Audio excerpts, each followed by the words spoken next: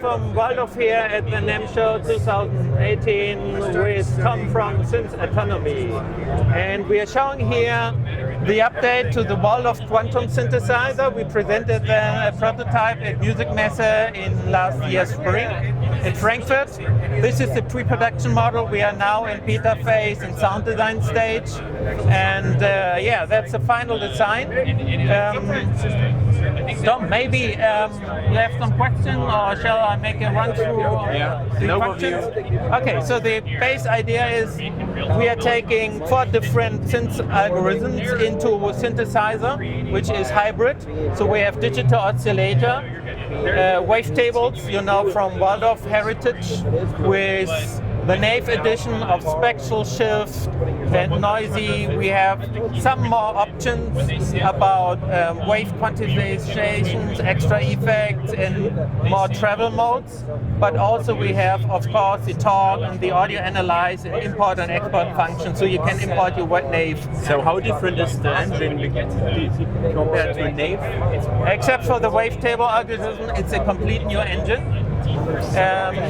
Everything, even the virtual analog oscillators are new.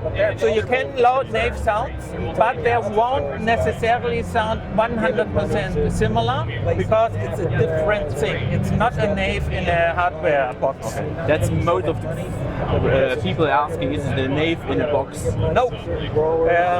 But we have the nave wavetable oscillator in the box, in 3 of them.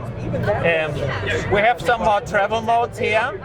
The nave has just 1 travel mode, so we have one-shots and ping-pongs and stuff like this.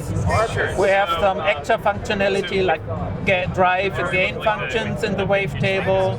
We have some stepping modes through the waves in the table and some limit stations.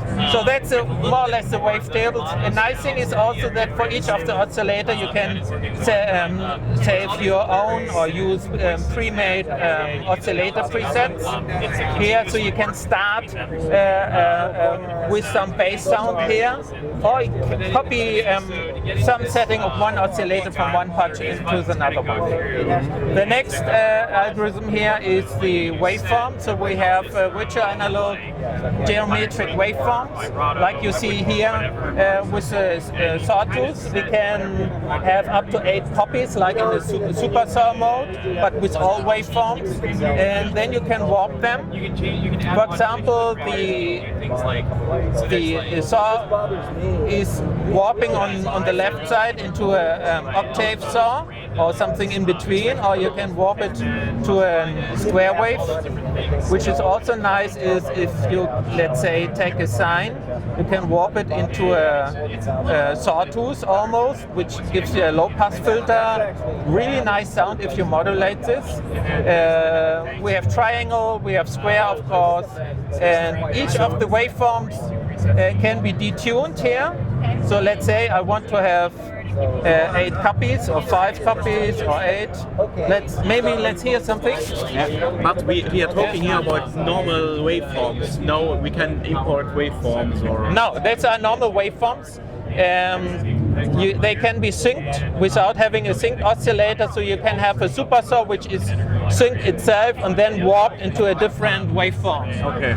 And instead of just detuning all the oscillator kernels, you can also work with chords. So you can have a 4-voice chord, again detuned into an 8-voice oscillator, just a single oscillator here. Lots of features. We have also tuned noise. So we have a noise which can be with bandpass filter and get into a pitched noise. Then we have the particle, which is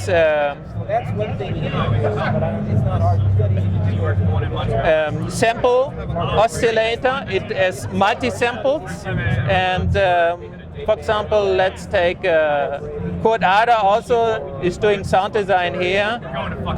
The system has 2 GB of sample flash storage, 1 GB preloaded with Kurt Ader samples here, and here you can set key ranges, velocity ranges, pitch and gain. You can edit sample start and end points and loop points. here, and pan and gate. So it's a nice, good sampler, and you can play it in the traditional mode. But then the fun comes if you go into a granular mode. So we have a granular sampler, and also there's a live granular mode, so you can use the live input instead of samples for the granular thing. And how long could be the samples? There's no limit. Of course, the RAM is about 400-500 megabyte assigned, but you can easily use 20, 30 second, 60 second samples for granular work. That's a nice, let's get a granular sound here. Let's say this one, no, that. And if I go back to the granular thing, you see here the red bars. It's a polyphonic granular sampler because it's a keyboard. And each of the red bar is the position. It's not the grain, because each bar could be up to 8 grains, and it's a position in how the grains are traveling through the waveform. So we have here some traveling functions with different modes. We have, of course, the number of grains here. How many grains or polyphony you can use here? So the keyboard is 8-voice polyphonic. Yeah. Each of with up to 3 granular oscillators. So each oscillator has is 8-voice polyphonic, and each of the voice can have up to 8 grains. It's a grain polyphony, so up to 8 grains per voice can sound simultaneously. But it's one oscillator has only one sample. Yes. But you can no multi-layer them, or you can not put multiple samples in it. And you have a sample map here, which can also use round robin, etc. But one oscillator is always taking one sample at a time for production. If you want to layer, you just take a second granular oscillator and use a totally different sample here if you want. And if that's not enough, a third layer, then you take this. And if that's not enough, because the system itself is dual timbral, you get another timbre here, the second layer, again with 3 different, so up to 6, theoretically up to 6 different samples you can granulate. But this probably is an extreme case. Okay. And then we have also a Resonator. You're right. So the Resonator here, the idea is to have a bandpass filter bank, and each of the bandpass has a high resonance EQ, which then makes a ringing sound. And then you have this bandpass filter bank can be excited with 3 different things. One is just the click, which gives you a more percussive sound. One is a steady noise, which gives you more blown or bowed sound. But this is simple. Then you can take a sample to run through, and whatever the sample is will be modified through the Resonator filter bank. And that could be it's the same sampler like in the granular sampler. It's not granular here, but you can have also all the mappings of the sample maps here. So you can have round robin with a Resonator, using for each keystroke a different exciter. It's really funny what you can do there. Then you can control the cue and how the cue works, but some interesting point is here you can control the amplitudes of the partials here, and you have different what I call timbre modes. For example, a very simple is you morph between the partials of a saw and square waveform, or you can have some more exotic stuff like a more quantized modulo stuff, and different modes just to try. Then we have a stretch mode, so these partials are now harmonic, but you can also spread them, make them inharmonic in a very subtle way, like a piano string does, or a more radical way for getting really noisy or bell-like effects. And also the way how the thing is stretched can be controlled here. There's another high-cut filter, you can have a stereo pan here. Also the the exciter can be repeated with an acceleration, and a lot of parameters which can also, of course, most of them modulated, and you can work out complex sounds. And because this is a little synthesizer in itself, again, you can store here presets which you can then use in other sounds or as a starting point for a more bell or bottle-like sound. So you get sound a bit like physical modeling. Yeah, but we are not interested in to model anything. We are just interested in great sounds. So we are not. There's no piano. There's no flute. Nothing. We want to have synthesizer sounds. But we are getting the idea of running a sample or noise through a filter bank. That's a resonator. And people trying to explain. Let's see what Howard Ska is doing with that. Just get the attribute filter and listen to some sounds. I think here he did, yeah, that's a resonator. Actually 3 resonators.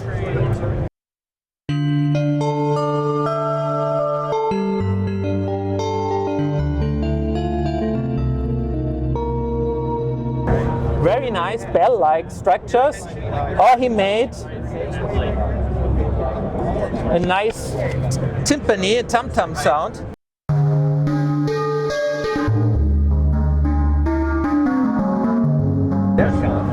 And this is only the starting, because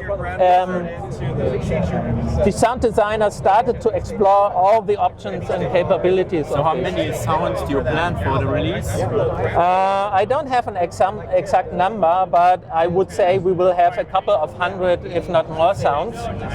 It can store up to 10,000 theoretically on the machine. And so it's also a full touch display, or? Yes. As you see, we have, for example, sliders here, or you see here in the envelope. You can also modify them here. And compared to the Super Booth, it's now ready. The display is now really good. The interface is working now. Yes, we have nice screens. For example, for the digital format sections, we have now the comb filter. You see here very nice the spectral structure of a comb filter. We see here what a bit crusher is doing, for example, with all the options in the time and frequency domain. We have also put in all the NAVE, PPG and Largo filters from the plugins, with also high pass, band pass and notch. And you see here the different, these are true response curves, that's not fake. So you can compare how it moves from Largo, let's say, to NAVE. And of course you will hear the difference. So we have the analog filters. There's also a new thing for the analog filters, which are couple modes. For example, we have a mode which is called Twin Peaks. So with a single cut-off, you can also touch it here. You have 2 peaks. That's simple. You can also have them working a little bit differently, escaping or in opposition. Or you can, of course, control them independently as you like. So we have here an analog filter and digital filters. Yes, and you can, in the routing screen, you can control them, how they work. For example, first the analog and then the digital, or in the other way, or have them parallel. And for each of the oscillators, let's say, you can control where they are routed to. For example, if you want to have oscillator 2 here now, is routed directly to the VCA. That's giving a algorithm. And or you can, let's say, blend oscillator 2 now with a percentage ratio between the analog filter and parallel to the digital filter.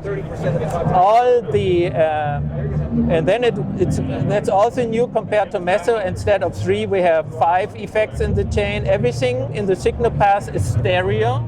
except for the analog filter, because then that would double the filter amount, the circuitry here. Would reach the power of the device. Yes, because these analog fields are within the voice. So we are not summing in the analog with an analog VCA and then have just a stereo effect. So for each analog filter we have a digital analog converter and an analog digital converter. And can we talk a bit about the modulation now? Yes. This one is a bit special also in this new synth. Yeah. We have, of course, a big modulation matrix with up to 40 slots here. And you can, here in the matrix, use a very huge number of sources and destinations and control the amount. Then there's a controller. Let's say I have a source LFO1 goes to OS3 mix, but controlled by aftertouch by a certain amount. That's one way to do it for the expert.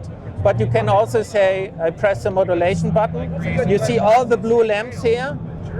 These can be modulated. So I'm just turning the little bit of the cutoff. Now the cutoff is my modulation target. Then you see the yellow lamps here. These are highlight sources, so I can say a little bit of LFO here, maybe a little bit of wheel there. And you see here, it shows the excerpt of the modulation matrix. And then if I'm going to the matrix, I can see everything together. And there's a third way. If I'm going to the filter here in the screen, let's say I modulated just the cutoff and it has a red modulation button. I can also tap here, say modulations.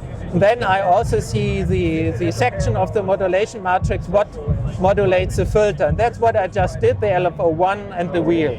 So we have many intuitive ways to do modulations using all the knob space, the LED colors in order to make it as smooth as possible. And what kind of modulation we have here?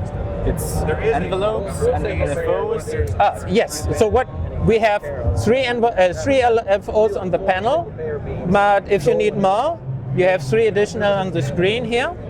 We have 3 envelopes on the panel, but if you need 6, we have 3 more here also on the display. We have what we call a complex modulator. The idea here is that I can have 2 curves. Let's say I draw a curve here A, and let's keep it simple, curve B, and then I can blend between these curves. And of course I can modulate this blending. I can warp it here, and I can go very deep. I can use entropy, which then randomly modifies it, which shows this very nice effect. And it's really reaching a very complex modulation. Just the guy can say, okay, that's the thing I'm doing normally in my UREC modulation system, modular system. So then we have, of course, aftertouch wheel. We can use an on-screen pad here to modulate. We have a step sequencer which has 4 modulation parameters which can use as a modulation source.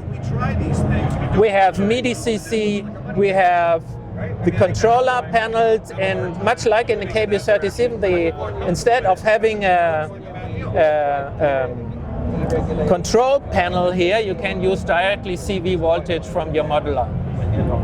So that's from the circuitry, you can just plug it in. So you can sync it directly. Yeah, if you need more complex modulation, just get it from your mass or whatever you have in your modular. Can you use the modulation also export it, or? Sending out CV, and now that's not something what we do. Okay.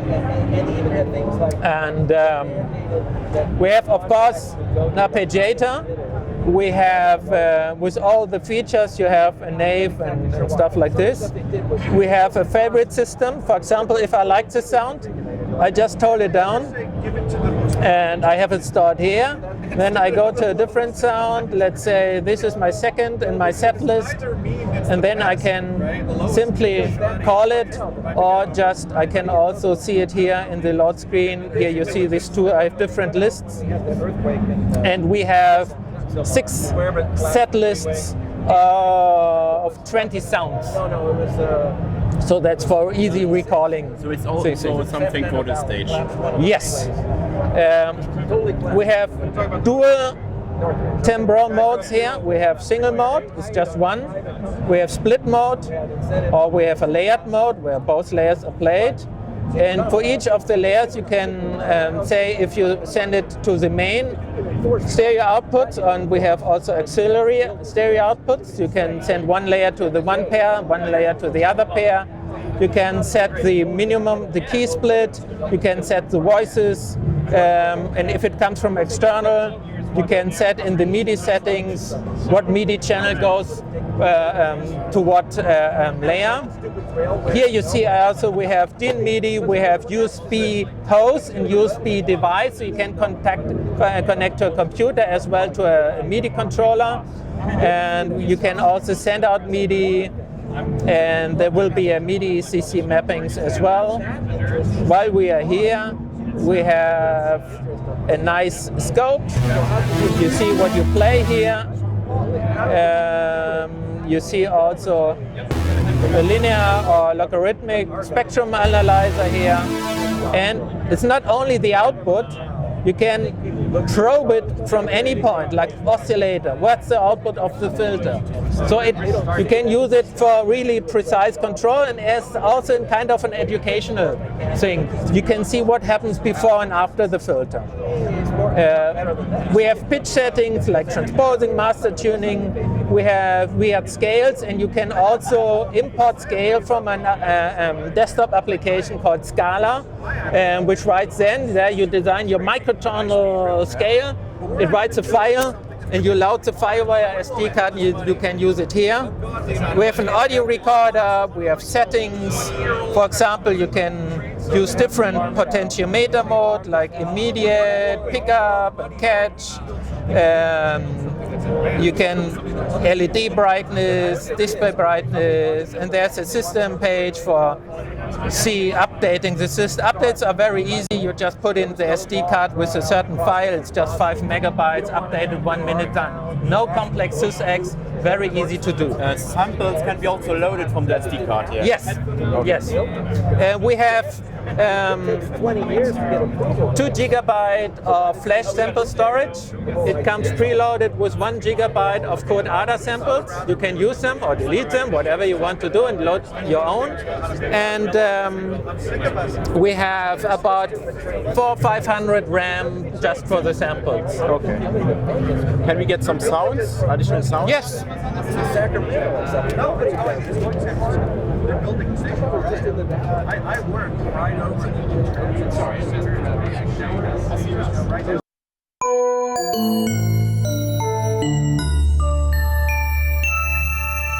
It's a bell-like sound from Howard using the Resonator and virtual analog waveforms. Let's see what we have here. This is a very nice sound he used with wavetables and virtual analog. Let's see what's next. This classic string sound. Old school P5, whatever that means, way.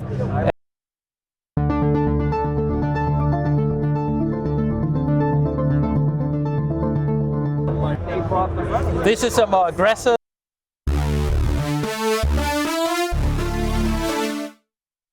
Let's get to a sample sound. This is sound from Codada.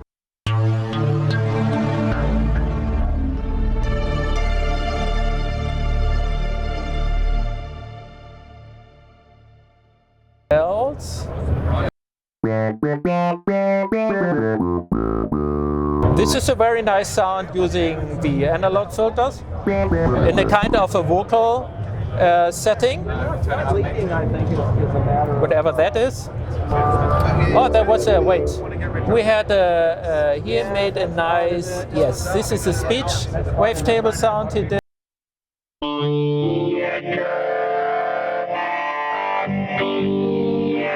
It's not meant as a vocoder, but get the vocal structures of speech into the sound. What we don't yet say is it has also effects or different effects. Yes, let's look into the effects. We have now 5 effect slots. 3 can be controlled from the panel and 2 more because we can do it. We have phaser with a lot of different parameters. We have even phaser models for NAMM and PPG plugins with more additional parameters, up to 16 stages.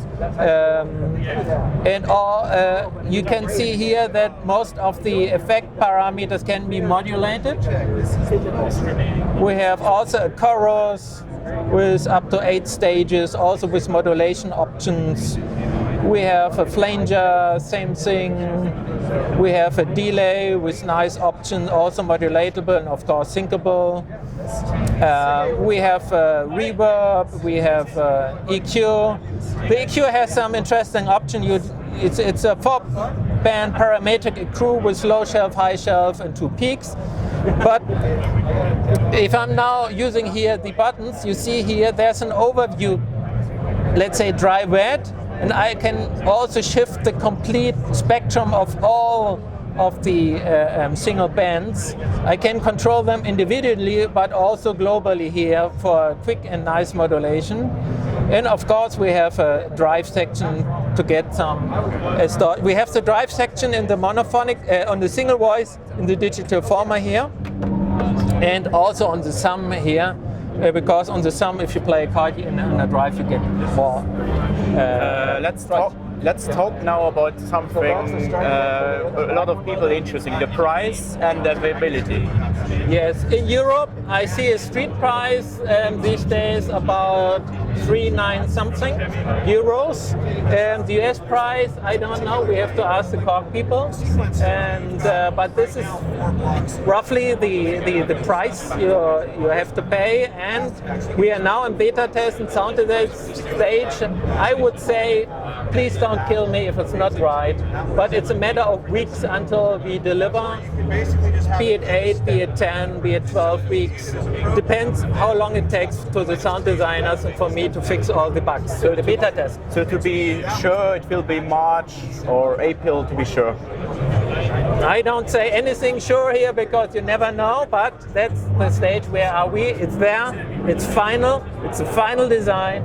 We have the final sound capabilities. We just want to fix the bugs and to get as many sounds as possible on board. And also there's a big question always right now in the internet. Can you publish sound examples? Yes, we will do.